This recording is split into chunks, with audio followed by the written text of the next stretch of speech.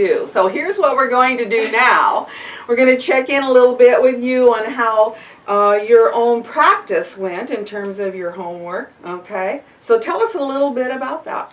So teaching someone the sound healing game? Well, first of all, your practice. Very first practice, yes. So this week I wasn't doing the practice both in the morning and in the evening. It was usually one or the other. Okay. I found that I've spent a lot more time in my body, actually, and the sounds that I'm making are actually morphing. They're less they're kind of like going into a deeper place. I think they're going into the second chakra, which is kind of interesting.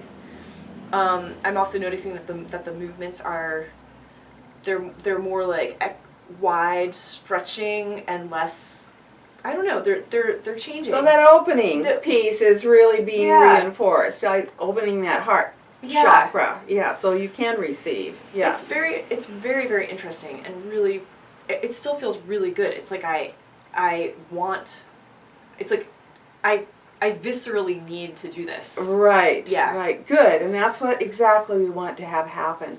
We don't want, sometimes clients jump up and that energy gets dispersed, but to prevent that a little bit, that's why that homework piece is there, so that you pick up again and get that reinforced, so you carry it with you. And I will also say that the length of time is different every time. Like there were several times this week where I had like 20 minutes as opposed to 5 or 6 minutes. So it's also really nice to have that space as well. Yes, good. Okay. All right, let's move then to the sound game and the sound box. Did you get a chance to practice any of the sounds this week? I did. I didn't with a client, but I did with my sweetheart. Okay. We had a lot of fun. And he break him in. I know. He was like, wow, these are really specific sounds. It was actually a little bit, there were moments when it was difficult. Not just because he had a hard time reading my handwriting on the slips of paper, but because, so it was interesting.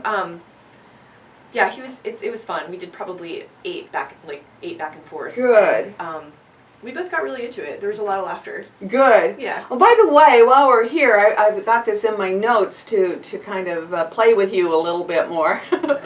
You know me. You never know what to expect. I know. What sound does yellow make? We never got into the colors. What sound does yellow make?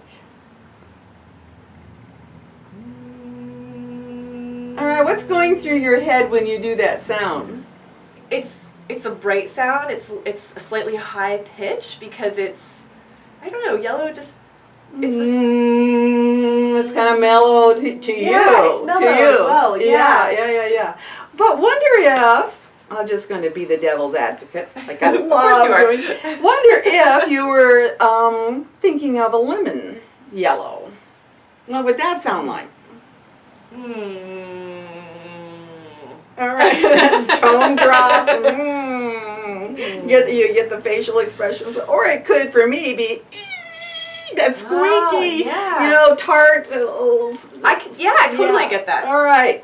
So the point I'm trying to make is, there's no right answer. That in sound healing, you can't really do it wrong because it depends so much upon each person's, visualization, what's going on in their head, and what it means to them. If I said, what sound does black make? Well, if I think of a beautiful night sky, then it could be all right. Or it could be if it's a scary. Yeah, kind of the doom and gloom, right? Okay. And how about green? Well, I'm thinking of a beautiful forest green. Okay, which sounds like? All right, great. Which also sounds like the sound of a very blue stream to me. They're similar. Okay, good, yeah, all right. And just to play with you, those are colors now, which you'll want to introduce into your sound game box. All right. Yes, cool. Colors. Because we cross the senses. I don't know how else to explain this. Colors have sounds. Emotions have sounds.